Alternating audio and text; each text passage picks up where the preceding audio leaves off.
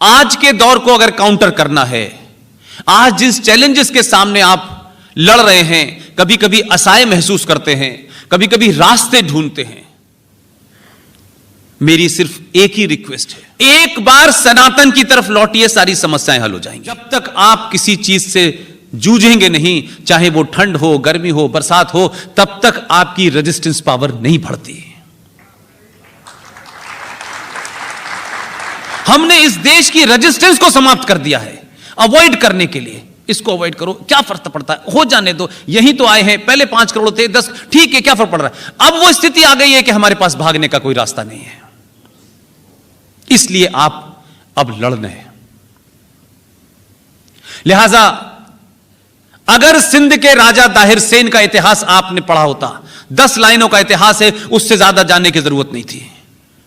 तो आपको सिंध चला गया, वो तो आपका एक अलग हिस्सा है कि जमीन के टुकड़े पे किसी ने कब्जा कर लिया हो, लेकिन राजा दाहिर सेन का इतिहास अगर आपको पता होता तो इस देश में 35 करोड़ मुसलमान जो सुबह से लेकर शाम तक आपको काफिर कह के मार रहे हैं, इस देश में गजवा हिंद लाना चाहते हैं, इस देश में बहुत सारी चीजों की तब्दीली लाना चाहते हैं, उनसे डिबेट करिए, उनके गलेवान में झांक के कहिए कि जो तुम्हारा प्रॉफिट है, जो मोहम्मद साहब हैं,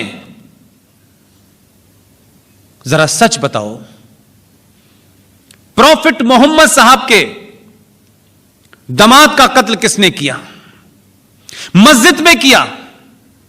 जिस आदमी ने मारा वो अली के बराबर में लेटा हुआ था। अली फजर की सुबह की नमाज पढ़ने गए और उन्होंने उस आदमी से पूछा कि भाई तुम काफी देर से लेटे हुए हो, तुम्हारी तबीयत ठीक है। उसने कहा कि मैं आज एक बहुत बड़ा गुनाह करने जा रहा हूं, इसलिए मैं अल्लाह से माफी मांग रहा हूं। और जब वो खुद सजदे में झुके उठा और उसने तलवार से उनकी गर्दन काट दी।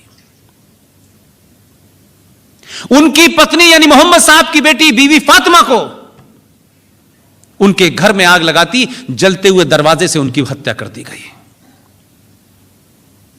करबला के मैदान में उनके नवासों को मारा गया। लेकिन इससे आगे की सच्चाई आपके लिए महत्वपूर्ण है। राजा दाहिर सेन जो हमारा राजा था, जिसका डीएनए हमारे अंदर हो सकता है, एक मीर कासिम जिस पाकिस्तान का हीरो राजा दाहिर सेन होना चाहिए था सिंध लेने के बाद भी, लेकिन उनका हीरो राजा दाहिर सेन नहीं बना, उनका हीरो मीर कासिम बना।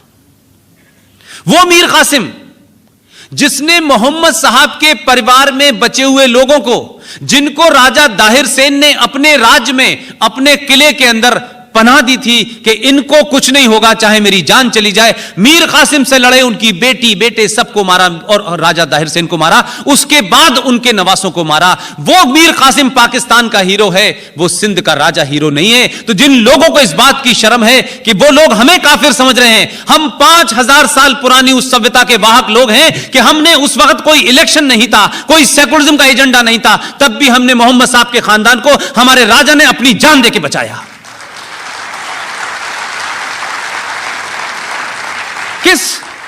किस इस्लाम की बात आप कर रहे हैं, कहां की बात आप कर रहे हैं, किस गलतफहमी के शिकार हैं आप इतिहास को नहीं पढ़ना चाहते, आपको गलत पढ़ाया गया और आपको लगने लगा कि यार उनसे पूछो कि तुम्हें शर्म है कि तुम उनको हीरो मान रहे हो जिन्होंने मोहम्मद साहब के खानदान को मारा है। और यह इतिहास कोई 5 जन्म में नहीं छपा, यह इतिहास सारा मौजूद है, पूरी दुनिया जानती है। मैंने इसीलिए कहा आपको आज के दौर के राष्ट्रवादियों को थोड़ी देर के लिए आंख बंद करके 5 मिनट के लिए सोचिएगा, हम हैं कौन।